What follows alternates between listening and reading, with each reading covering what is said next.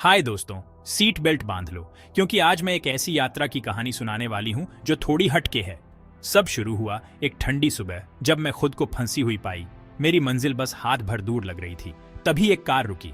Driver एक बिल्कुल अनजान आदमी। उसने अपनी खिड़की नीचे की और हमने थोड़ी बातचीत की।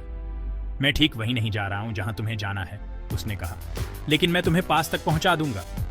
उसकी सीधी सादी बात में कुछ ऐसा था कि मुझे उस पर भरोसा हो गया तो मैं कार में बैठ गई। जैसे ही हम गाड़ी चला रहे थे, नज़ारे धुंधले पड़ गए। उत्साह और घबराहट का मिला जुला एहसास मेरे अंदर उमड़ रहा था। किसी ऐसे व्यक्ति के साथ यात्रा करना जिसे आप अभी अभी मिले हैं, एक मिस्ट्री बॉक्स खोलने जैसा है। आप कभी नहीं जानते कि आप क्या खोजेंगे। फिर मेरा फोन बज उठा। ये मेरी दोस्त का मैसेज था कि वो हमारी मीटिंग पॉइंट पर पहुंच गई है। मैंने जवाब दिया, मैं जल्दी वहां पहुंच जाऊंगी, लिफ्ट मिल गई। इस छोटे से मैसेज ने मेरे दिमाग में चल रहे विचारों के बवंडर को छुपा दिया। जैसे ही मील यादों में बदल गए, उस अजनबी और मैंने हर चीज के बारे में बातें की, पसंदीदा संगीत से लेकर अब तक की सबसे बेतहाशा यात्राओं तक। ये कितना दिलचस्प है कि कैसे एक कार एक छोटी सी जगह नई दुनिया खोल सकती है। हमने कहानियां साझा की, हंसे, और उन पलों के लिए सड़क थोड़ी कम लंबी लगने लगी। आखिरकार जब हम वहां पहुंचे जहां हमारे लिए रास्ता खत्म हो गया, मैंने उसे धन्यवाद दिया, दिल से आभार व्यक्त किया।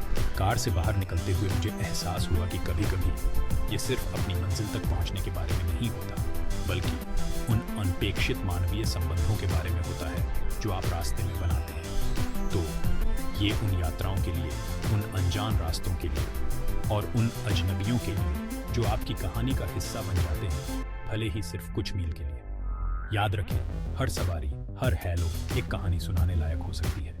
खोजते रहें, नए लोगों से मिलते रहें, और कौन जाने, एक अजनबी के साथ आपकी अगली यात्रा शायद वही रोमांच हो जिसकी आपको ज़रूरत थी। अगली बार तक सीमाओं को तोड़ते रहें और अजनबियों को दोस्त बनाते रहें, भले ही वो सिर्फ एक सवारी के लिए ही क्यों ना हो।